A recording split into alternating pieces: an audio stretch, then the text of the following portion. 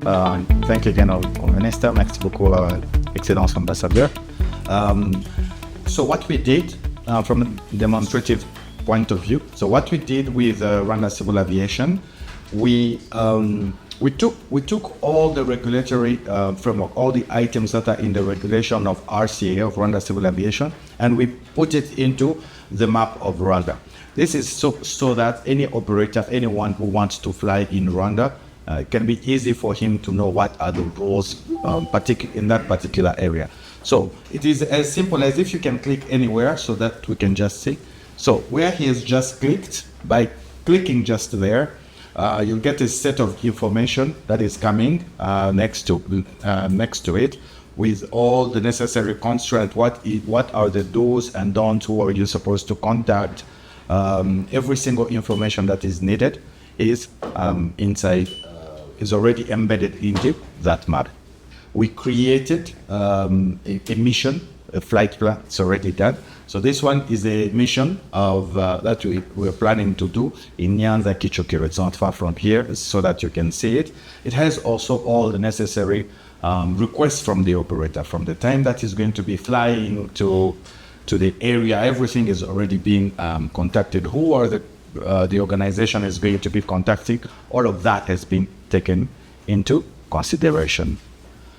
So by simply doing that, by filling all the necessary information and applying, this request is going to go to Rwanda Civil Aviation, who is the authority, and it is going to, after a UAS inspector reviews everything, he is going to approve it.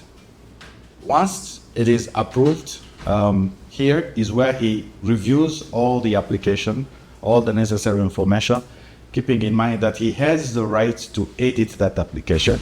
You ask to fly in this particular time, he says, no, you'll fly this particular time. You say this much altitude, he reduces. So all that have already been taken into consideration, and it's working very smoothly together between what the operator wants and what the inspector is going to instruct for the operation. Ultimately, once that application has been approved, there's going to be an area like this one, a blue one, like this one, where his area of operation is going to be there. So once that has been done, he's going to request to activate the flight, which is saying, now I want to be able to operate. And that is when he's going to be having the permission to operate. Let's just keep in mind that the purpose of this is to make sure that all the necessary safety measures are taken into consideration. So if this is the area that has been approved for him to operate, if he moves outside this particular area, he's going to have some type of, the system is going to be able to flag that he's outside that area. If he goes outside the specified height that has been approved to him, again, the system is going to flag that. He cannot even fly in that particular area before the time. And those are just some of the measures that I'm talking about, but it's much more complex than that. And as per the request of the civil aviation, all of that have already been embedded. So we have a drone here, and I'm going to just ask my colleague. This is a real drone. This is a live drone that is going to be taking off, just going outside, just a little bit outside this area, and we are going to be seeing it live. It's just going to take a couple of seconds. I've contacted them so that they go. So as you can see, by merely moving outside the approved height that was assigned to them, there is a vertical deviation already that has been flagged. So the reason why we are showing you this is so that you understand that there is an entire mechanism that is behind it. And as soon as it gets outside the approved area, again, this is flagged inside. Now, it's the responsibility of the air traffic controller who are in direct contact with him to tell him that now you're outside the area and you're going to come back.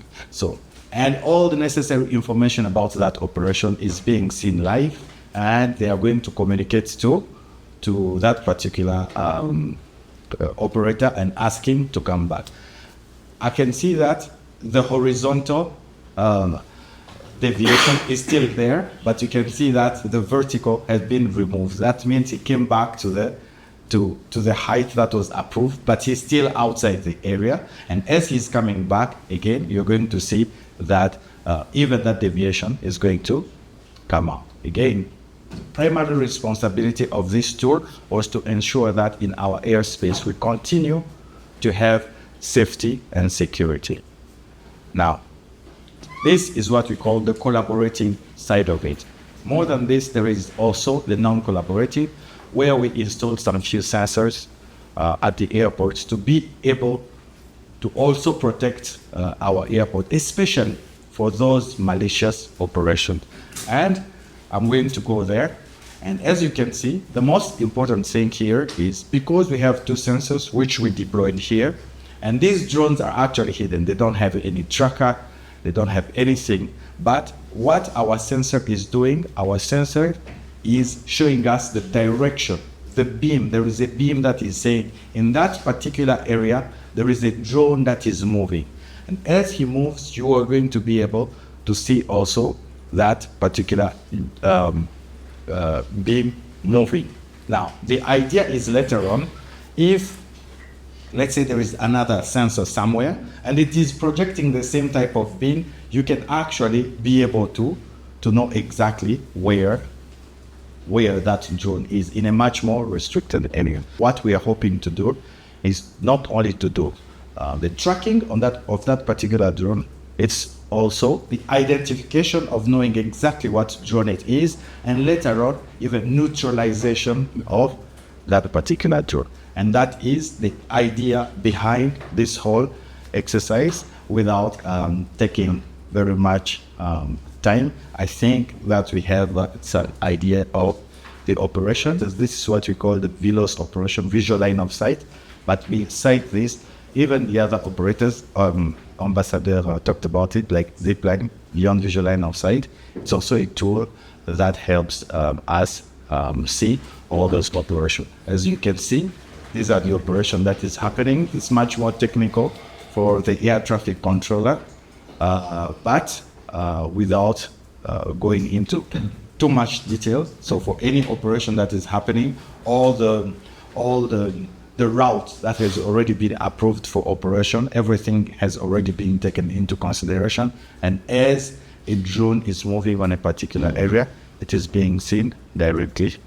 Like with BVLOS, with Zipline particularly, we already integrated with their technology so that they are sending us their location, and based on the route that has been approved by Rwanda Civil Aviation, we are mapping them on top so that even then, if they deviate from that particular route, if they go up, and all that information is already being taken into consideration. So thank you very much. Thank you for your attention.